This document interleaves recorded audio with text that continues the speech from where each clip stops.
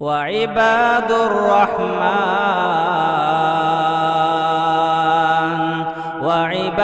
الرحمن الذين يمشون على الأرض هونا وإذا خاطبهم الجاهلون قالوا سلاما.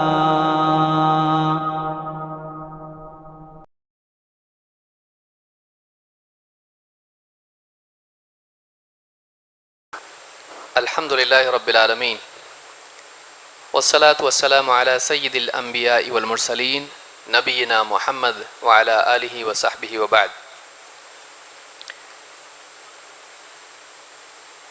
موقر اہل علم، ذمہ داران، میرے محترم دینی بھائیوں اور قابل احترام اور بہنوں،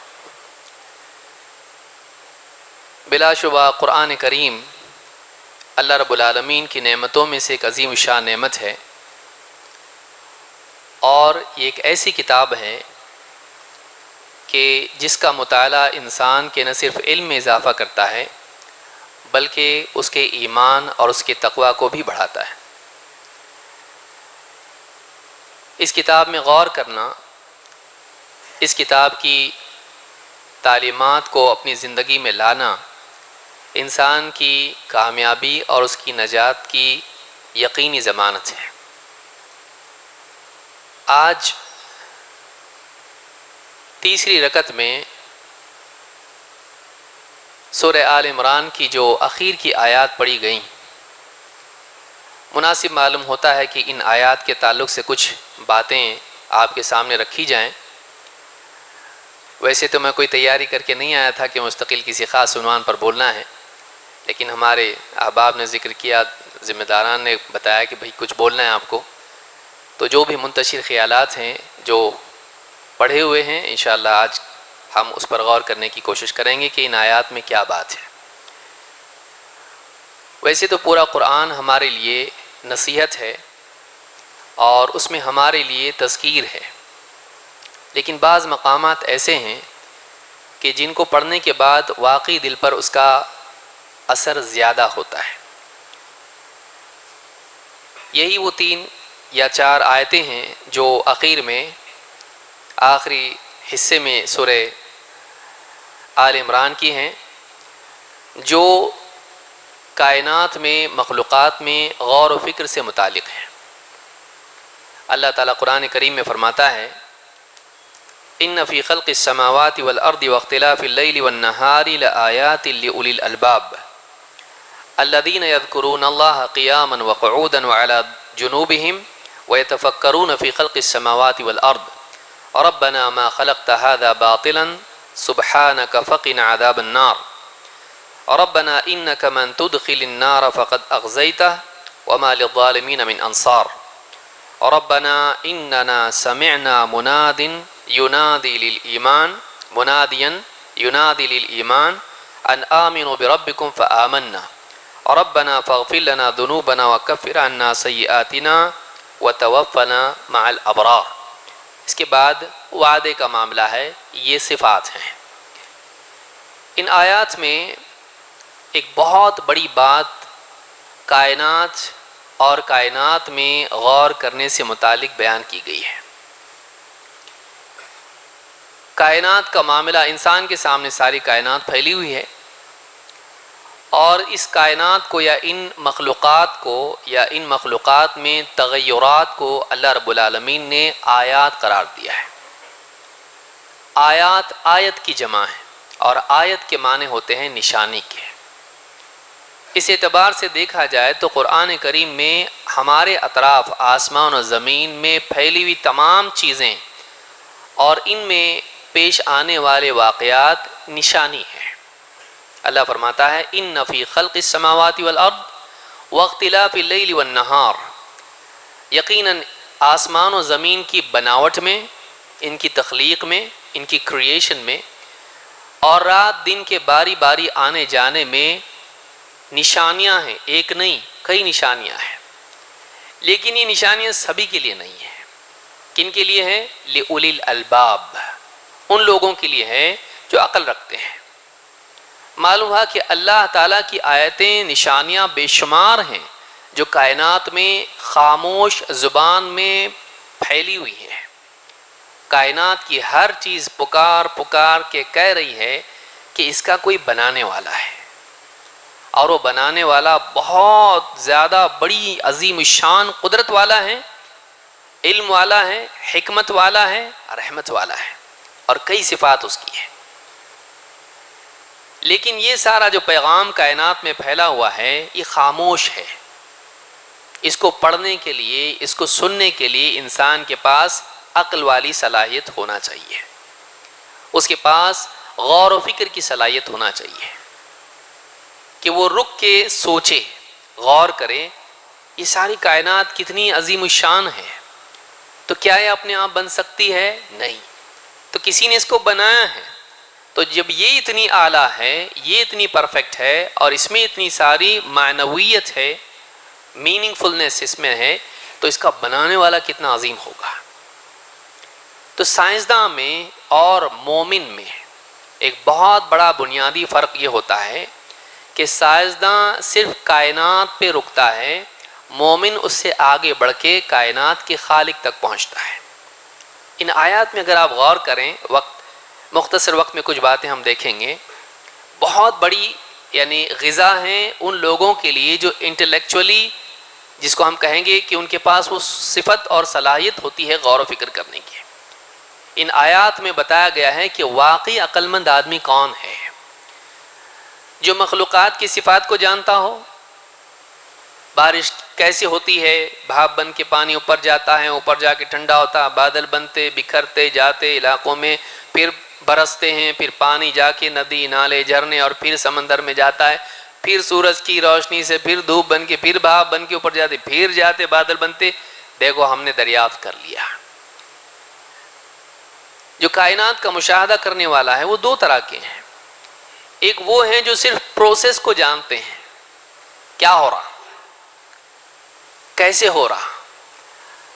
ماں کے رحم میں نطفہ جاتا ہے، جا کے وہ علقہ، مضغہ، اور اس کے بعد میں جو بھی اس کی حالتیں ہوتی پیش آتی ہیں، گوشت، ہڈی، وہ مل کے چمڑا، اس کے بعد بچہ پیدا ہوتا ہے.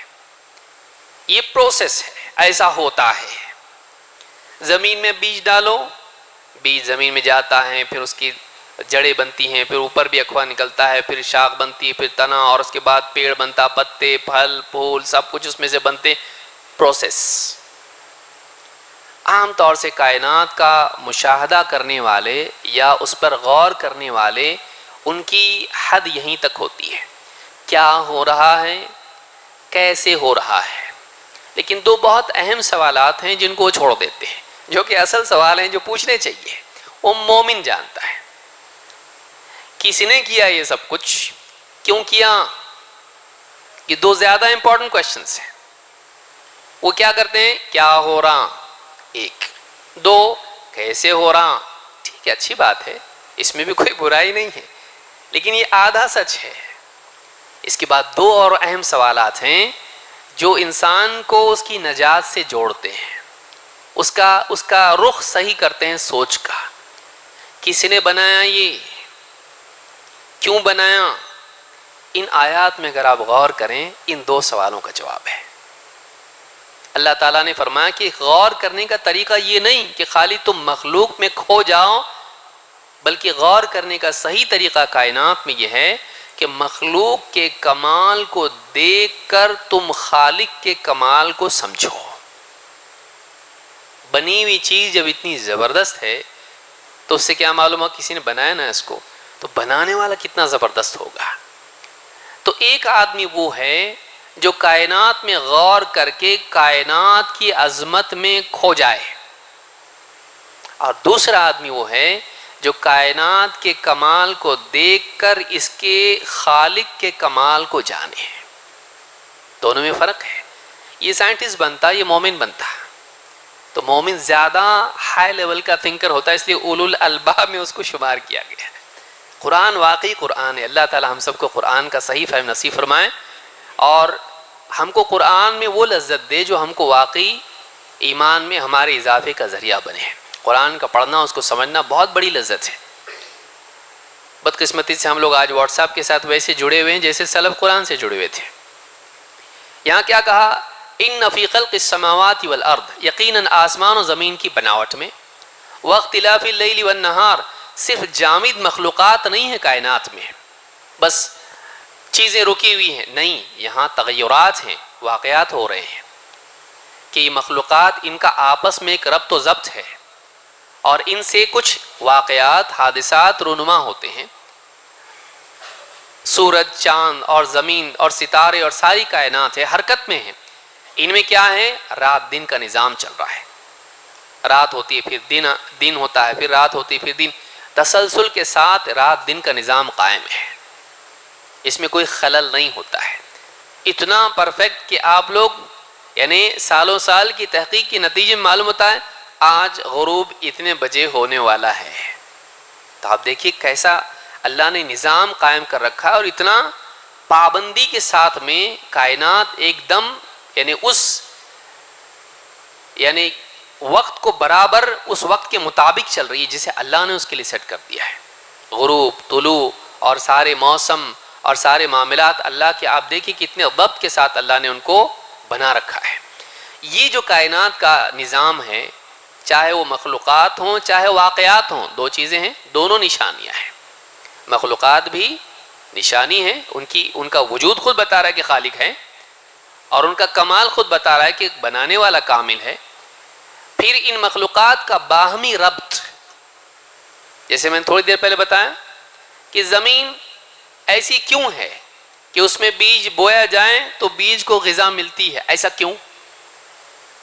ایسا کیوں نہیں کہ بیج ڈال دیا جائے تو ختم ہو جاتا، مٹی بن کے ختم کچھ بھی نہیں، اگتا ہی نہیں، ایسا کیوں؟ انسان ویسا نہیں ہوتا، دوسری چیزیں ویسی نہیں ہوتی، لیکن بیج ایسا کیوں ہوتا ہے؟ باقی چیزیں ایسی کیوں نہیں ہوتی ہیں، بیج ہی ایسا کیوں ہوتا ہے کہ اس میں سے ایک نیا پودا نکلتا ہے، پھر اس میں سے پورا ایک ہرا بھرا درخت بنتا ہے، اور اس میں کئی بیج، کئی پھل پھول اور سب سایہ اور پتے اور سب کچھ ہوتا ہے۔ تو یہ ایسا کیوں ہے؟ یہ جو چیزیں مل کے آپس میں ان سے ایک نئی چیز وجود میں آتی ہے، مرد کو اللہ نے بنایا، عورت کو اللہ نے بنایا، ان دونوں کی قربت سے ایک نئی مخلوق، ایک انسان اور بچہ پیدا ہوتا ہے، ماں کے رحم میں ایک اور ایک مخلوق پیدا ہوتی ہے، مشین میں سے مشین نکلتی، دیکھیں آپ، کمپیوٹر میں سے کمپیوٹر نکل رہا، گاڑی میں سے گاڑی نکل رہی، یہ گاڑی کا بچہ گاڑی ہے، دیکھا آپ نے؟ یہ بچہ کمپیوٹر ہے، کبھی نہیں دیکھا آپ نے ایسا۔ آپ کے موبائل میں سے ایک اور موبائل نکلا، دیکھے آپ؟ نہیں۔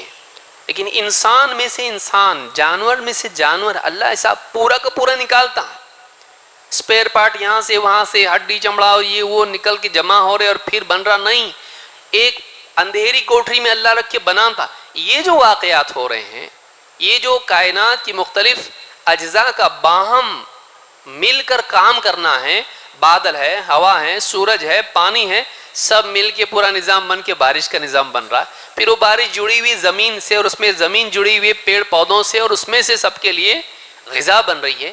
یہ آپس میں واقعات کا ہونا بتاتا کہ ایسے اپنے آپ چل رہا کیا ہی ہے، کیونکہ ان کے اندر معنویت و منفعت کا ہونا یہ بتا رہا ہے کہ یہ کسی نے بنایا ایسا ہے کہ اس میں نفع ہے، اس میں فائدہ ہے، یہ گول کی طرف جاتا ہے، یہ اٹھ پٹانگ نہیں کہ کچھ بھی ہو جاتا اور کچھ اس کا ریزن نہیں ہے، اس کا کوئی نتیجہ نہیں اور کچھ معنی اس میں نہیں ہے، میننگ اس میں کچھ نہیں ہے، میننگ فل ہے، اس میں ایک گول ہے، اس سے ایک نتیجہ نکلتا ہے۔ تو یہ بغیر سیٹ کیے ہوتا کیا؟ کسی نے کیا ہے ایسا، کسی نے کیا ہے، تو یہ خالق کی طرف انسان کو لے جاتا ہے۔ اسی لیے آپ دیکھیں گے آگے اللہ نے کیا فرمایا، اولو الالباب کے لیے نشانیاں ہیں۔ اولو الالباب کون ہیں؟ خالی سوچتے نہیں، وہ اولو الالباب وہ ہیں جو کائنات میں غور کرتے وقت اللہ سے، اللہ کی یاد سے آزاد ہو کے نہیں سوچتے۔ پھر سے بولتا ہوں، عقل مند لوگ وہ ہیں کہ جب کائنات میں غور کرتے ہیں تو اللہ رب العالمین کی یاد سے، اللہ کو بھلا کے، اللہ کو چھوڑ کے کائنات پہ غور نہیں کرتے۔ وہ اللہ کو چھوڑ کے کائنات پہ غور نہیں کرتے، وہ اللہ سے کائنات کو جوڑ کے کائنات پہ غور کرتے ہیں۔ اسی لیے کیا کہا، اولو الالباب کون ہیں؟ غور و فکر کے بارے میں تو بتا دیا، ان میں نشانیاں ہیں۔ آپ بتایا الذین یذکرون اللہ قیاما وقعودا وعلى جنوبهم ويتفكرون في خلق السماوات والارض. عقل مند لوگ وہ ہیں جو کھڑے بیٹھے اور اپنی کروٹوں پر اللہ کو یاد کرتے ہیں اور آسمان و زمین کی بناوٹ میں غور کرتے ہیں. غور کرنے کا نمبر 2، اللہ کو یاد کرنے کا نمبر 1، کہ وہ اللہ کو یاد کرتے ہیں اور کائنات میں غور کرتے ہیں. تو ان کا کائنات میں غور کرنا اللہ کی یاد سے جدا نہیں، جڑا ہے، وہ الگ نہیں ہے. وہ اللہ کو بھول کے نہیں. سائنسداں اور مومن میں فرق کیا ہوتا ہے؟ وہ تو کوئی کریٹر نہیں ہے کریشن میں غور کرتا ہو خالی کیا ہو رہا، نہیں. مومن بتاتا ہے کہ نہیں، یہ جو بھی ہو رہا ہے یہ کس نے کیا ہے؟ اللہ نے. وہ اللہ کو یاد کرتا ہے. پھر چاہے وہ یاد کرنا اس کا مجرد ذکر کی صورت میں ہو، سبحان اللہ الحمدللہ، یا وہ یاد کرنا اللہ رب العالمین کی عظمت پر غور کرنے کے اعتبار سے ہو، شکر کی صورت میں ہو، یا اللہ کے خوف کی صورت میں ہو، یا پھر وہ یاد کرنا نماز کی صورت میں ہو کہ جس میں انسان کا ظاہر و باطن، اس کا قلب اور اس کی زبان اور اس کا پورا جسم شامل ہوتا ہے، کہ کھڑے ہو کے بھی نماز پڑھ رہا، اگر نہیں پڑھ سکتا ہے تو بیٹھ کے نماز پڑھ رہا، اور اگر نہیں تو پھر لیٹ کے نماز پڑھ رہا، کہ وہ ہر حال میں اللہ کو یاد رکھنے والا ہوتا ہے اور اس کے ساتھ کائنات میں غور کرتا ہے، اللہ کو بھول کے نہیں. تو یہاں پر یہ بات معلوم ہوئی کہ کائنات میں غور کرنا عقل مند ہونے کی علامت ہے. لیکن عقل مند ہونا اس کی شرط یہ ہے کہ عقل مند انسان وہ ہے جو اللہ کو یاد کرنے والا ہو اور کائنات میں غور کرنے والا ہو. اچھا، کائنات میں غور کرنے کا نتیجہ کیا ہوتا ہے؟ کائنات میں غور کرنے کا ایک نتیجہ تو یہ ہے کہ ایک انسان کائنات میں کھو جائے، کیا زبردست کائنات ہے، اور دوسرا نتیجہ یہ ہے کہ ایک انسان اللہ کی طرف لوٹے اور سوچے کہ اللہ کتنا زبردست ہے، اس کا بنانے والا کوئی ہے، یہ اتنی پرفیکٹ ہے تو وہ کتنا عظیم الشان اور کتنا پاک ہوگا تمام عیوب سے. تو کائنات کا بے عیب ہونا، اس کے مشاہدے کے نتیجے میں کائنات کا بے عیب ہونا، ما ترا فی خلق الرحمن من تفاوت، اللہ نے کہا تو رحمان کی خلقت میں، رحمان کی پیدا کی ہوئی کائنات میں کوئی تفاوت، کوئی خلل نہیں دیکھے گا، کوئی پرابلم اس میں نہیں دیکھے گا، یہ کامل ہے، یہ صحیح بنی ہوئی ہے، اس میں کوئی خلل نہیں ہے. تو جب رحمان نے اس کو بنایا تو وہ کتنا پاک ہوگا، تمام عیوب سے پاک، یہ اتنی پرفیکٹ ہے تو وہ کتنا پرفیکٹ ہوگا. تو ان کی زبان سے کیا نکلتا ہے جب وہ غور کرتے ہیں، اللہ کو یاد کرتے ہیں اور غور کرتے ہیں، تو کیا کہتے ہیں؟ ان کی زبان سے جب غور و فکر کے نتیجے میں کلمات نکلتے ہیں تو کیا کہتے ہیں؟ ربنا ما خلقت هذا باطلا سبحانک، پہلا جملہ. فقنا عذاب النار، دوسرا جملہ. غور کرنے جیسی چیز ہے. قرآن بہت پیاری کتاب ہے. پہلا حصہ اس کا ہے ربنا ما خلقت هذا باطلا سبحانک. ایک ایک لفظ قرآن کا اپنی جگہ پر برابر ہوتا ہے. اے ہمارے رب. تو پہلا نتیجہ ہے کہ وہ مان رہے ہیں کہ ہمارا کوئی مالک ہے. رب کے معنی کیا ہوتے ہیں؟ مالک. جس نے یہ بنایا، ہم کو بھی بنایا، سب کتنا صحیح بنایا، آنکھ کی جگہ پہ آنکھ، کان کی جگہ کان، پورا جسم صحیح. کائنات میں مخلوقات کو دیکھو سب صحیح، اونٹ سے لے کے، گائے سے لے کے، بیل سے لے کے، گھوڑے سے لے کے، ساری مچھلیاں، تتلی اور پرندے اور ساری مخلوقات کتنی صحیح بنایا اللہ نے. ربنا ما خلقت هذا باطلا، اے ہمارے رب تو نے ان میں سے کسی چیز کو بھی باطل نہیں بنایا، بے مقصد عبث نہیں بنایا. تو یہاں پہ ایک چیز معلوم ہوئی پہلی، کہ کائنات کے کمال سے خالق کے کمال کو جاننا. اسی لیے کیا کہہ رہا ہے؟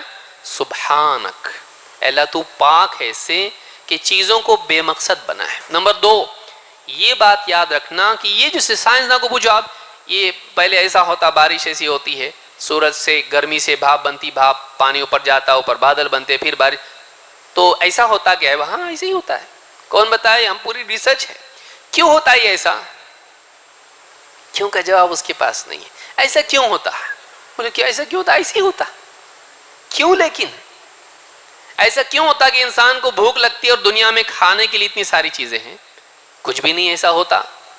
تو ایسا کیوں ہے کہ انسان کو پیاس لگتی ہے اور پینے کے لیے پانی موجود ہے، قریب موجود ہے، اور جہاں نہیں آتا پانی وہاں بارش سے آتا. ایسا کیوں؟ ایسا کیوں ہے کہ انسان کو پھیپھڑے ہیں، اس کو آکسیجن کی ضرورت ہے، اور سب سے قریب ہم سے آکسیجن ہے. ایسا کیوں؟ کیوں کا جواب اس کے پاس نہیں ہے.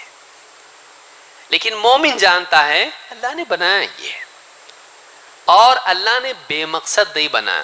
اس سے معلوم ہوتا ہے کہ مومن کائنات میں غور کر کے کائنات کی مقصدیت کو جانتا ہے. بے مقصد کچھ بھی نہیں. اللہ تعالیٰ بلا حکمت کچھ پیدا نہیں کرتا ہے.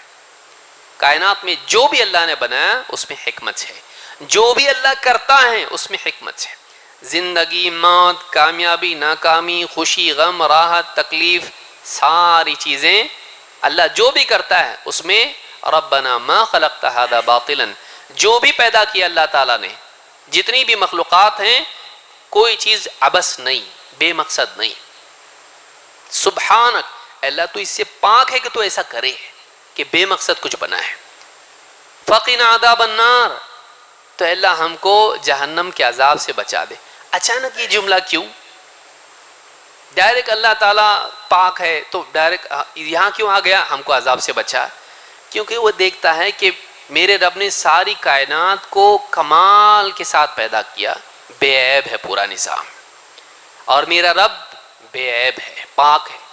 لیکن پھر جب وہ اپنے آپ پہ غور کرتا، انسانی دنیا پہ غور کرتا، اس کو دکھائی دیتا ہم سب پاپی ہیں. ہم سے رات دن صبح شام ساری کائنات کا نظام ایک دم اچھے سے چل رہا، میری زندگی کا نظام، اس کو جھوٹ بولا، اس کو دھوکہ دیا، اس کو مارا پیٹا، اس سے چھینا، اللہ کے حکم پورے نہیں کیے. میری زندگی میں کتنا خلل ہے، کائنات میں خلل نہیں ہے. یہ بتا رہا ہے کہ اللہ نے ساری چیزوں کو کمال درجے میں پیدا کیا، بلکہ میرے ڈھانچے میں خلل نہیں، لیکن میرے اعمال میں، میری سوچ میں، میرے کلام میں کتنا خلل ہے. جس میں مجھ کو اختیار دیا گیا تھا اس میں کتنی ساری کوتاہی ہے، کتنی ڈسکرپنسی ہے، کتنا پرابلم اس کے اندر ہے، کتنی کوتاہیاں اس کے اندر، کمی عیب اس کے اندر ہے. تو اب اس کو جب احساس ہوتا ہے کہ سب پرفیکٹ لیکن میں نہیں، تو اس کے پاس ایک ہی راستہ ہے، اللہ تو بچا، میں نہیں بچ سکتا خود سے، کہ تو اپنی رحمت سے مجھے معاف کر، کیونکہ میرے سے گناہ ہو رہے ہیں، میرے سے غلطیاں ہو رہی ہیں، میں پرفیکٹ نہیں ہوں، میرے اندر کوتاہیاں ہیں. اللہ رب العالمین کی عظمت کے ساتھ اپنی کوتاہیوں کا اعتراف، اللہ کی عظمت کا اعتراف ایک طرف، سبحانک، دو جملے مل رہے ہیں. سبحانک، اے اللہ تو ہر عیب سے پاک ہے، سبحانک. دوسرا جملہ کیا ہے؟ فقنا عذاب النار، اے اللہ تو ہم کو عذاب سے بچا، جہنم کے عذاب سے. کیوں؟ جہنم کا عذاب کہاں سے آتا؟ جب ایک انسان اللہ کے حکموں کو توڑتا ہے، گناہ کرتا ہے، تو جہنم میں جاتا ہے. تو اس کو احساس ہوتا ہے کہ ساری کائنات اپنا کام کر رہی ہے، میں کر رہا، ساری کائنات شہد کی مکھی چھتا بنا رہی، شہد جمع کر رہی، پرندے اپنا گھونسلہ بنا رہے، ساری سورج برابر اپنا کام کر رہا، چاند کام کر رہا، ہوائیں اپنا کام کر رہی، دریا، سمندر، ندی، نالے، ساری مخلوقات، یہاں تک کہ گائے، بیل، گھوڑے، گدھے تک اپنا کام کر رہے ہیں، چونٹیاں اپنا کام کر رہی ہیں. ہر مخلوق جو جس کام کے لیے اس کو پیدا کیا گیا تھا وہ کر رہی. میں نہیں کر رہا، نہیں کر رہا تو ہوگا کیا؟ جو نہیں کر رہا ہے اللہ اس کو کہاں ڈالے گا؟ جہنم میں. تو مومن کو ساری کائنات کے کمال، اللہ کے کمال کے بعد اپنی کوتاہیوں کا احساس ہوتا ہے، تو فوراً اس کے دل میں کیا پیدا ہوتا ہے؟ اللہ سے معافی مانگ لے، تو کمزور ہے، کوتاہ ہے، اللہ سے معافی مانگ. سبحانک فقنا عذاب النار، اے اللہ تو مجھے جہنم کے عذاب سے ہم سب کو بچا لے. ربنا انک من تدخل النار فقد اخزیتہ، اے ہمارے رب یقیناً تو نے جس کو بھی جہنم میں داخل کر دیا تو نے اس کو رسوا کر دیا. اس کو معلوم ہوتا ہے، ایک مومن یہ بات جانتا ہے، دنیا کی عزت کی کوئی ویلیو نہیں ہے. دنیا میں مال سے، خوبصورتی سے، بڑے خاندان سے، دنیا کے عہدوں سے، یہاں کی ڈگریوں سے ایک انسان عزت پا سکتا ہے، لیکن وہ عزت وقتی ہے. وہ بندوں کے نزدیک، وہ خلق کے نزدیک عزت ہے، خالق کے نزدیک نہیں. جو آدمی خالق کے نزدیک عزت پائے، اصل عزت وہ ہے.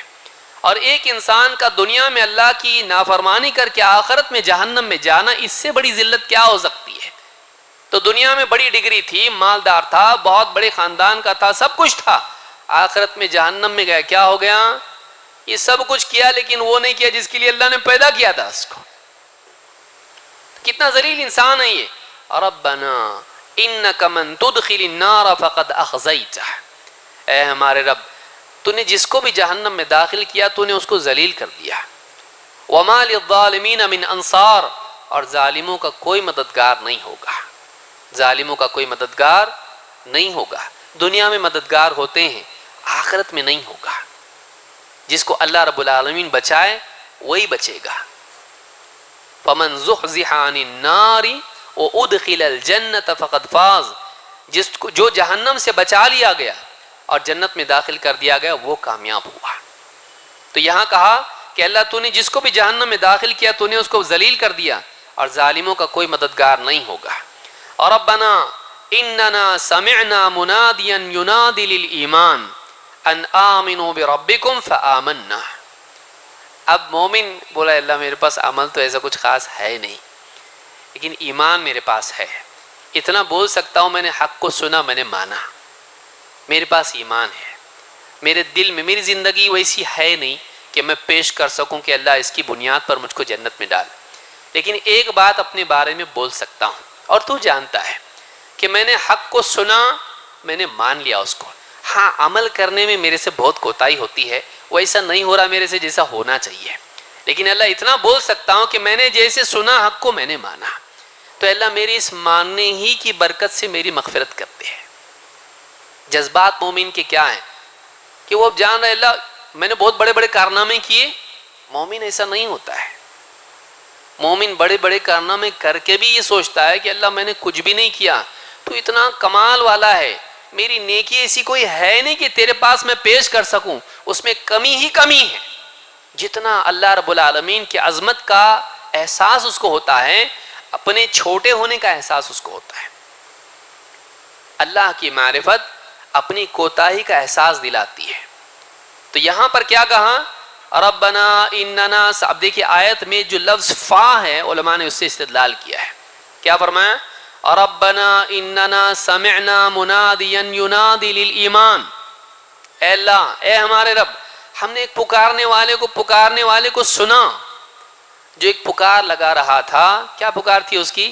ان آمنوا بربکم، کہ اپنے رب پر ایمان لے آؤ، اپنے رب پر ایمان لے آؤ۔ وہ توحید کی دعوت دے رہا تھا، ہم نے سنا اس کو۔ ان آمنوا بربکم فآمنا، تو ہم اس پر ایمان لے آئے، ہم نے اس کی پکار کو، اس کی دعوت کو سنا، ہم نے مانا، حجت نہیں کی، لڑے نہیں، خامخواہ انکار نہیں کیا، حق سنا، ہم نے مانا اس کو، توحید کی دعوت سنی، ہم نے اس کو مانا۔ پھر کیا ہے؟ ربنا فاغفر لنا، یہاں جو فا ہے علماء نے کہا یہ اس بات کی دلیل ہے، بہت سارے لوگ اس میں یہ دلیل دیکھیں، اپنی نیکی کے وسیلے سے اللہ سے دعا کرنے کی دلیل قرآن میں کہاں ہے؟ حدیث میں تو ہم جانتے ہیں، 3 لوگوں کی حدیث ہے نا غار والی، لیکن قرآن میں وہ دلیل کدھر ہے کہ ایک انسان اپنی نیکی کے وسیلے سے اللہ سے دعا کرے؟ یہاں پہ کیا کہہ رہا ہے؟ اے اللہ ہم نے پکارنے والے کو سنا جو پکار لگا رہا تھا کہ اپنے رب پر ایمان لے آؤ، اے اللہ ہم ایمان لے آئے، تو اے ہمارے رب اب تو کیا کر؟ ربنا فاغفر لنا ذنوبنا، اے اللہ ہمارے گناہوں کی مغفرت کر دے، کیونکہ ہم ایمان لے آئے، ہم سے گناہ ہوتے ہیں لیکن ایمان والے تو ہیں، ہم توحید والے تو ہیں، تو اے اللہ ہم توحید لائے، تو اب ہمارے گناہوں کی مغفرت کر، ہم اچھے نہیں ہیں، ہم کمزور ہیں، لیکن تو کمال والا ہے، تو رحم والا ہے، مغفرت والا ہے، تو ہی اپنی طرف سے معاف کر دینا ہم کو۔ اللہ سے بندہ دعا کر رہا ہے، ربنا فاغفر لنا ذنوبنا، اے ہمارے رب ہمارے گناہوں کی مغفرت فرما دے، وکفر عنا سیئاتنا، اور جو ہماری بھول چوک غلطی کوتاہی جو بھی ہوئی ہو اے اللہ ان کا کفارہ کر دے، ہماری نیکیوں سے ان کو مٹا دے۔ ایک ہے مغفرت اور دوسرا ہے کفارہ، دونوں میں فرق ہوتا ہے۔ چھوٹی چھوٹی نیکیاں جو بھی آدمی کرتا ہے ان سے اس کے گناہوں کا کفارہ ہوتا رہتا ہے، جیسے وضو کرتا ہے تو گناہ جھڑتے ہیں، یہ کفارہ ہوا۔ لیکن بڑے بڑے بھی تو گناہ ہیں، وہ مغفرت مانگے بغیر، توبہ اللہ سے کیے بغیر معاف نہیں ہوتے ہیں۔ تو توبہ بھی کر رہا ہے اور کہہ رہا ہے کہ اللہ ہمارے گناہوں کا کفارہ بھی تو کر دے، مٹا دے ہمارے گناہوں کو۔ وَتَوَفَّنَا مَعَ الْأَبْرَارِ، اور انجام کے اعتبار سے آخرت میں ہمیں ابرار کے ساتھ موت کے بعد اٹھا۔ ہم ہیں تو نہیں ابرار میں، لیکن اللہ ان کے ساتھ جمع کر دے، ہمارے گناہوں کو معاف کر، ہمارے گناہوں کا کفارہ کر، اور ابرار بر نیک، اللہ تو ہم کو نیک لوگوں کے ساتھ موت دے کر ان کے ساتھ جمع کر دے آخرت میں، ہے نہیں ہم لوگ ویسے، ان کے ساتھ کر دے ہمارا انجام آخرت میں۔ یہ کیفیات بندے کی ہونی چاہیے، ایسا بندہ ہونا چاہیے کہ وہ اللہ کی عبادت کریں، اللہ کو یاد کریں، اللہ پر ایمان لائیں، اور اپنے کو کبھی بڑا نہیں سمجھے۔ وہ جب بھی کائنات میں غور کرے اور اپنی زندگی میں غور کرے، اسے احساس ہو کہ سب تو پرفیکٹ ہے، میں کیوں ایسا ہوں؟ تو اللہ سے پھر ڈریں کہ میں پرفیکٹ نہیں تو پھر آخرت میں پکڑا جاؤں گا، پھر میرے پاس رستہ بچا کیا؟ معلوم نہیں کل مر جاؤں، توبہ کر لیتا ہوں، یہی سیف رستہ ہے میرے لیے۔ اللہ تو مجھ کو معاف کر دے، میں کتنا بھی کوشش کرتا ہوں سدھر نہیں پاتا ہوں، کچھ دن نیکی کرتا پھر واپس سے غلطی ہو جاتی ہے۔ اللہ تک اگر تو نے مجھ کو معاف نہیں کیا تو میں ہلاک ہو جاؤں گا۔ ربنا ظلمنا انفسنا وان لم تغفر لنا وترحمنا لنکونن من الخاسرین۔ یہ کیفیت مومن کی ہونا چاہیے کہ اللہ ہم سے تو ہو گئی غلطی، اگر تو معاف نہ کرے، تو رحم نہ کرے، ہم تو گھاٹے میں چلے جائیں گے، تو معاف کر دے ہم کو۔ یہ کیفیت مومن کی ہوتی ہے، سائنسداں کی نہیں ہوتی۔ سائنسداں کائنات میں ہی کھو کے اسی بھنور میں ڈوب جاتا۔ مومن کیا کرتا؟ مومن کائنات میں غور کر کے ترقی کر کے اللہ تک پہنچتا ہے۔ یہ فرق ہے کائنات کو دیکھنے کے طریقے میں۔ تو کائنات کا کمال دیکھ کے اللہ کے کمال کو جاننا، کائنات کی معنویت اور اس کی مقصدیت کو جان کے آخرت کو یاد کرنا، اور پھر ان ساری چیزوں پہ غور کر کے یہ دیکھنا اپنی ذمہ داری کیا ہے، اور اس میں میرے سے کوتاہی ہو رہی تو اللہ تو معاف کر دے مجھ کو۔ تو اپنی تقصیر، اپنی کوتاہی کو سوچ کے اللہ تعالیٰ کے آگے اپنے آپ کو جھکا کر، اپنے آپ کو چھوٹا بنا کے اللہ رب العالمین سے معافی مانگنا، اور اپنے آپ کو اللہ کے آگے آخرت میں ذلیل ہونے سے بچانے کے لیے دنیا میں ذلیل ہو کے توبہ کر لینا۔ گھمنڈ میں نہیں رہنا میں پرفیکٹ ہوں، نہیں ہے، میں میرے سے بہت غلطیاں ہوتی ہیں، اللہ تو معاف کر دے مجھ کو۔ دنیا میں اللہ کے آگے گڑ گڑا کر، دعائیں مانگ کے، توبہ کر کے، سر جھکا کے اللہ رب العالمین سے دنیا میں ذلیل ہونے کو پسند کرنا، تاکہ آخرت میں ذلیل نہیں ہونا۔ ربنا انک من تدخل النار فقد اخزیتہ، اگر یہاں توبہ نہیں کیا وہاں ذلیل ہوگا، اس لیے یہاں ذلیل ہو جا، اللہ کے آگے رو دھو کے اپنے گناہ معاف کرا لیں، تاکہ آخرت میں ذلیل ہونا نہ پڑے۔ تو یہ آیتیں ہیں کچھ، اس میں موٹی موٹی بات اس میں یہ ہے، مزید تفاسیر اگر آپ دیکھیں تو بہت ساری باتیں اس میں ہیں۔ اللہ کے نبی صلی اللہ علیہ وسلم کی ایک حدیث ہے، حضرت عائشہ رضی اللہ تعالیٰ سے روایت ہے، امام ابن حبان نے اس کو روایت کیا ہے، فرماتی ایک رات اللہ کے رسول، ایک تابعی ہیں عطا رحمہ اللہ، وہ اپنے ایک ساتھی کے ساتھ گئے، حضرت عائشہ سے پوچھا کہ اللہ کے رسول صلی اللہ علیہ وسلم کی کوئی عجیب بات بتائیے ہم کو۔ کہا کہ آپ صلی اللہ علیہ وسلم کی عجیب باتیں بہت ساری ہیں، ایک مرتبہ آپ صلی اللہ علیہ وسلم میرے پاس آئیں اور لیٹے ہوئے تھے، پھر کہا کہ چھوڑ میں تو اپنے رب کی عبادت کروں آج کی رات، اور اٹھے اور آپ نماز پڑھنے لگے، پھر روئے یہاں تک کہ آپ کا دامن تر ہو گیا، پھر اتنا روتے رہے کہ زمین پر آپ کے آنسو کے قطرے گرنے سے زمین میں نمی پیدا ہو گئی۔ اس کے بعد آپ نے نماز مکمل کی، اور پھر آپ نے کہا آج کی رات مجھ پر کچھ آیتیں نازل ہوئی ہیں، بربادی ہے اس کے لیے جو ان آیتوں کو پڑھے اور ان میں یا پھر کائنات میں آسمان و زمین میں غور نہ کرے۔ تو اس سے معلوم ہوتا ہے کہ کتنی اہم آیتیں ہیں، اور کائنات میں غور کرنا کتنا ضروری ہے۔ یہ بات اور ہے کہ کائنات میں مخلوقات میں غور کرنے کو تفکر کہتے ہیں، اور اللہ تعالیٰ کی آیات میں غور کرنے کو تدبر کہتے ہیں۔ افلا یتدبرون القرآن، یہ قرآن میں تدبر کیوں نہیں کرتے، غور کیوں نہیں کرتے؟ اور وَيَتَفَكَّرُونَ فِي خَلْقِ السَّمَاوَاتِ وَالْأَرْضِ، اور وہ تفکر کرتے ہیں آسمان و زمین کی بناوٹ میں۔ تو آیات دو طرح کی ہیں، ایک آیات وہ ہیں جو آنکھوں سے دکھائی دیتی، کائنات میں پوری آیتیں ہیں، زمین، آسمان، سورج، چاند، ستارے، رات، دن، آنکھوں سے ان کا تعلق ہے۔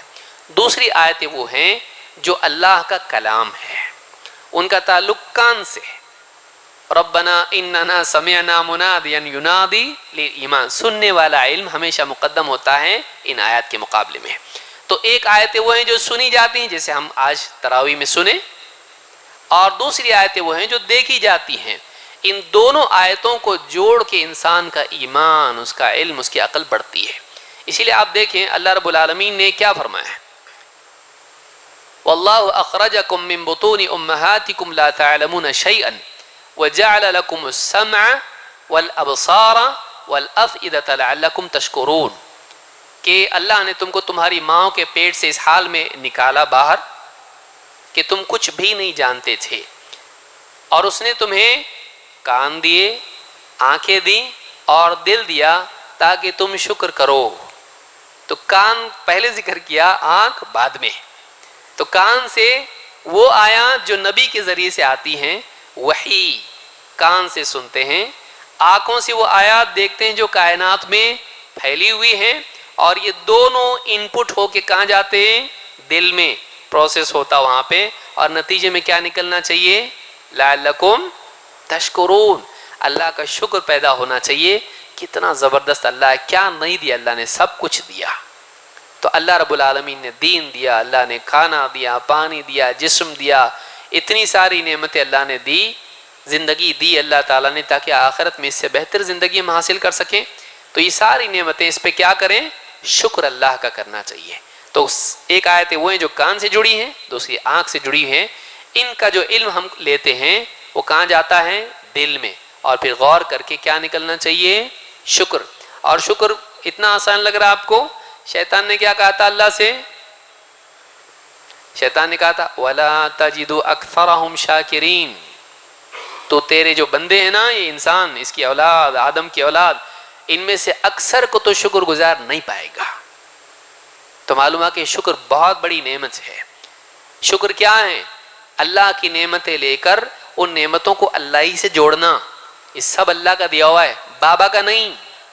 ہاں، پھر آدمی لیتا اللہ کا ہے، بولتا کیا، بابا نے دیا، دیکھو اولاد نہیں ہو رہی تھی، اتنے مولویوں سے دعا کرائے لیکن نہیں ہوئی، بابا کے در پہ گئے، ہو گئی۔ کوئی کس سے جوڑتا، بابا سے نہیں۔ ماڈرن بابا، ڈاکٹر کا کمال ہے، ڈاکٹر نے بہت زبردست دوا دیا تھا، اولاد ہوئی۔ کوئی آدمی اپنے سے جوڑتا ہے، کوئی سائنس سے جوڑتا ہے، کوئی کسی اور چیز سے۔ شکر یہ ہے کہ نعمتیں اللہ کے لیے جائیں، اور کس سے جوڑی جائیں، اللہ سے۔ اور یہی توحید ہے کہ ساری نعمتیں اللہ کے لے کر اللہ ہی کا شکر ادا کیا جائے، اللہ ہی کی طرف ان کا انتساب کیا جائے۔ اللہ تعالیٰ ہم سب کو سمجھ عطا فرمائے، اور قرآن کریم میں غور کرنے کی اور قرآن کریم کی تلاوت کا حق ادا کرنے کی توفیق عطا فرمائے، اور قرآن پر ایمان لانے، اس میں غور کرنے، اس کو سیکھنے سکھانے اور اس پر عمل کرنے کی توفیق عطا فرمائے۔ اقول ھذا واستغفر اللہ لی ولکم۔